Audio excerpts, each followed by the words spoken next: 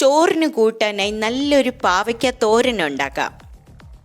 1 spoon വെളിച്ചെണ്ണ ചൂടാവുമ്പോൾ കടുക്, ഉഴുന്ന്, കടലപ്പരിപ്പ്, മുളക്, കറിവേപ്പില ഇത്രയും മൂപ്പിച്ച ശേഷം ചോപ്പ് ചെയ്ത 1 കപ്പ് സവാള ഉപ്പ് ചേർത്ത് വഴറ്റാം. ഇനി വളരെ ചെറുതായി മുറിച്ച 1 കപ്പ് പാവയ്ക്ക ചേർക്കാം. കൂടെ തന്നെ 1 ടൊമാറ്റോയും ചേർക്കാം. നന്നായി മിക്സ് ചെയ്ത് അടച്ചു വെച്ച് കുക്ക് ചെയ്യാം. 10 മിനിറ്റിന് ശേഷം പാവയ്ക്കയുടെ നിറമെല്ലാം മാറി ഇതുപോലെ ആവും. അപ്പോൾ 1/2 സ്പൂൺ ജീരകം, 15 വെളുത്തുള്ളി, 4 ഉണക്കമുളകും കൂടെ ചതയ്ക്കാം. ഈ ചതച്ച മസാലക്കൂട്ട് വെന്തിരിക്കുന്ന പാവയ്ക്കയിലേക്ക് ചേർക്കാം. ഇതിനി വഴറ്റണം.